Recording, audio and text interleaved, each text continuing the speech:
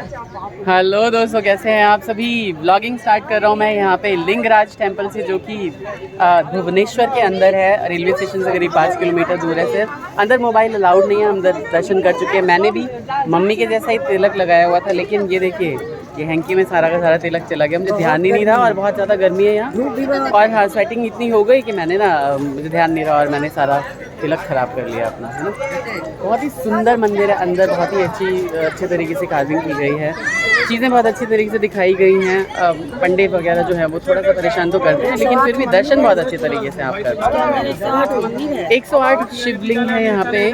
और क्योंकि यहाँ पे ना शिव जी और विष्णु जी दोनों का वास माना जाता है, इसलिए इसको लिंगराज मंदिर बोला जाता है। और बहुत जिस तरह की कार्विंग की गई है वो मैं बता दूंगा आपको, लिख दूंगा कि किस चीज़ मतलब कोई रेफरेंस दे दूंगा। मैं अपने ब्लॉग्स में नहीं बोलना चाहता वो सारी चीज़ें। बहुत ही सुंदर मंदिर है। इतनी खूबसूरत चीज़ें हैं। जब हम इधर से जा रहे होंगे ना, तो मैं दूर की चीज़ें आपको पूरा क्षितिज मंदिर का पताका और जो गोपुरम है वो सारी चीज़ें जो है वो दिखाने की कोशिश करता हूँ। मम्मी पापा आप सोच रहे हैं कि ये लोग हमें इतना घुमा रहे हैं, इतना टहला रहे हैं, और चल चल के पापा हो गए हैं परेशान, है ना। बहुत ज़्यादा परेशान हो गए हैं। और अच्छा, घूमने का मन भी करता है ना, और सांस भी फूलती है।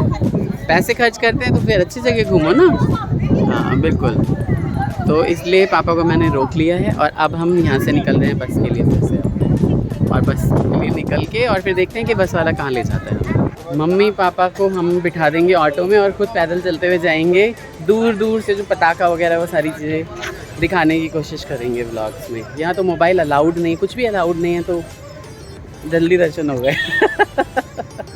मैंने ज़्यादा कुछ तो पढ़ा नहीं है, लेकिन जैसा कि मुझे लगता है कि ये कम से कम 10वीं या 12वीं सेंचुरी में बनाया गया होगा। और जो यहाँ के राजा थे, मुझे लगता है कि जिस तरह की चीज़ें आपने खजुराहो में, बोलना नहीं चाह रहा था मम्मी के सामने, तो जिस तरह की चीज़ें आप खजुराहो के टेम्पल्स में देखते हैं ना, मैंने वैसे ही कार्विंग यहाँ पे देखी है। बहुत अच्छी अच्छी चीज़ें हैं यहाँ पे। और शायद इसीलिए मोबाइल अलाउड नहीं करते, क्योंकि मंदिरों में अगर इस तरह की चीज़ें होती है तो कंट्रोवर्सी हो जाती है। बहुत ही हमारे देश में तो वैसे ही कंट्रोवर्सी चलती ही रहती है, तो इसलिए शायद मोबाइल अलाउड नहीं करते कि लोग ना चीज़ों को फैलाएंगे, या फिर दूर से तो आपको देखने पे नज़र नहीं आएंगी ना चीज़ें, बट आप चीज़ों को देखेंगे तो बहुत सारी चीज़ें जो है ना, सारा का सारा उस पर बना हुआ है। तो इसी वजह से मुझे लगता है कि मोबाइल अलाउड नहीं करते।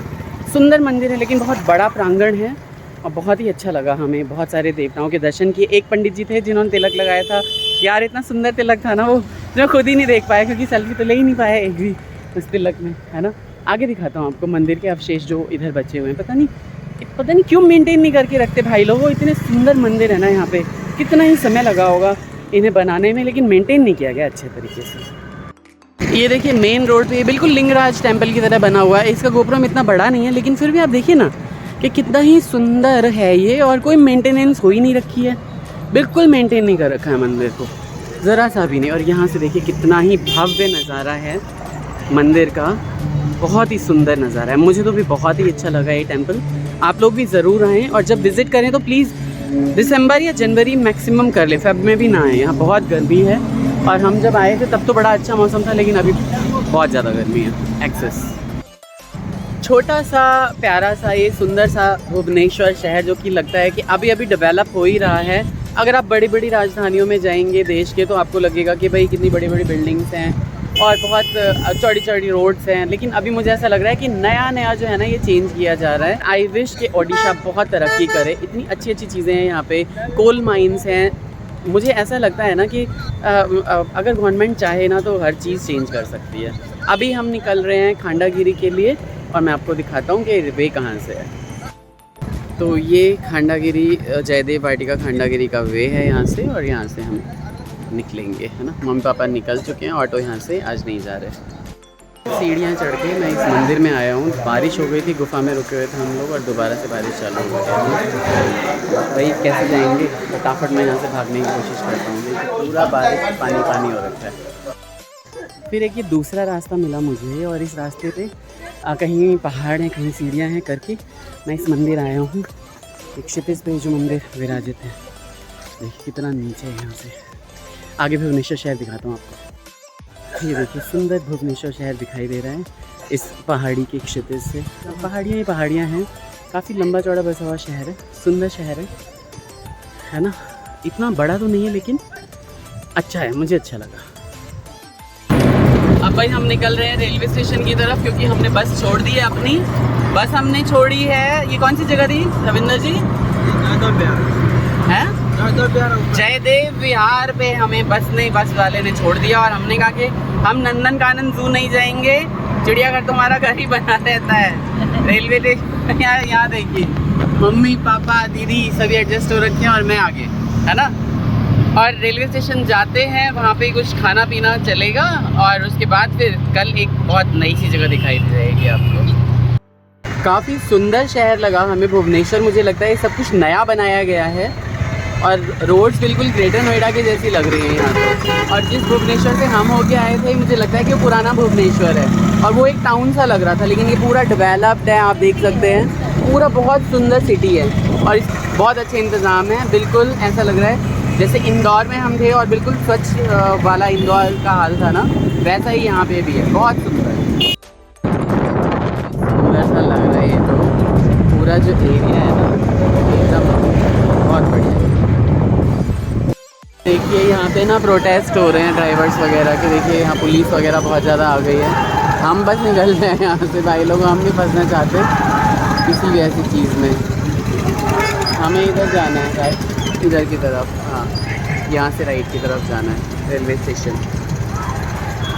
ये देखिए सभी किसके खिलाफ नारेबाजी कर रहे हैं मुझे समझ में नहीं आ रहा है, क्योंकि उड़िया बोल रहे हैं सभी। सिचुएशन हो गई है यहाँ पे, पूरा जाम ही जाम लग गया हर जगह। ऑटो लेने के बाद पहुँच चुके हैं हम भुवनेश्वर रेलवे स्टेशन पे। रेलवे स्टेशन पे ट्रेन हमारी 6:45 है, अभी तक तो करेक्ट टाइम शो कर रही है। 4 नंबर प्लेटफॉर्म से है, और हम सुबह 8 बजे के आसपास पहुँच जाएंगे विजयवाड़ा।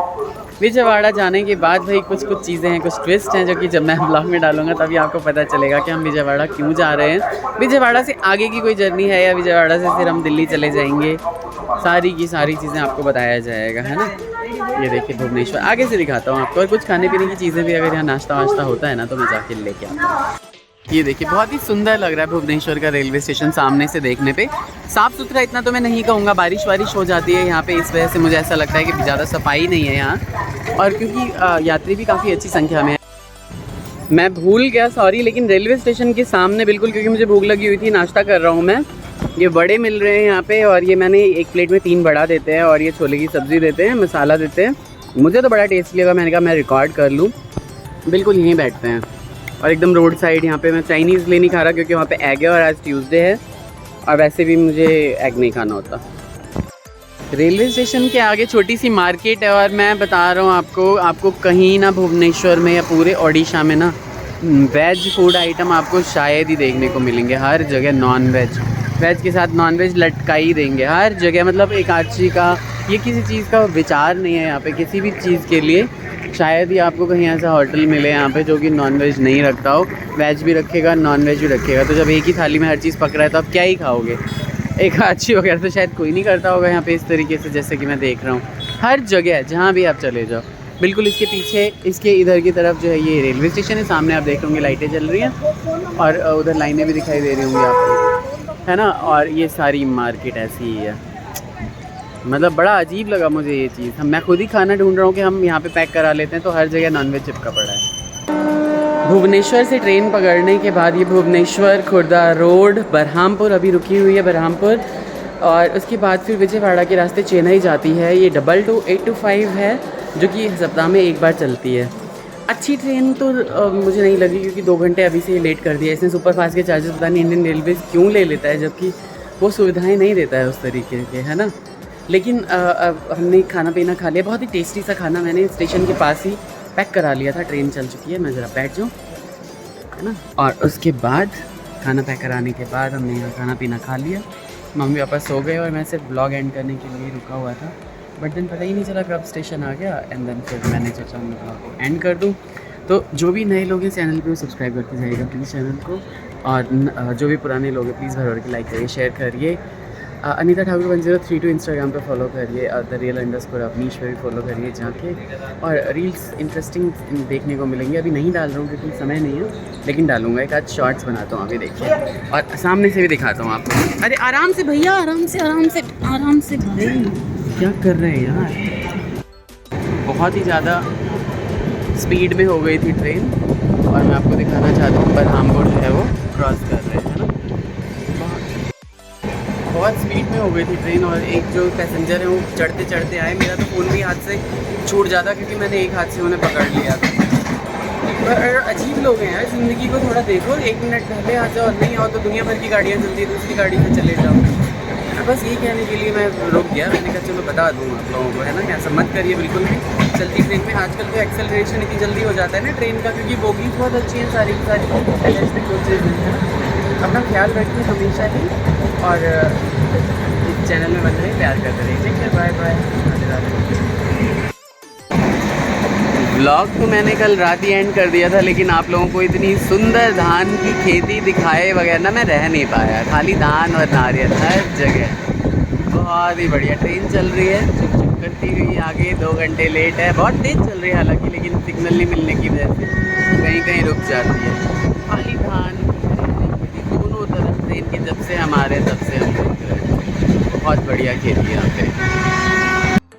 ब्लॉग में हम एंड कर चुका था, लेकिन नीलों फैली ये खेती और सुंदरता को आपके लिए छोड़ के जा रहा हूँ। एंजॉय करते रहिए। बाय।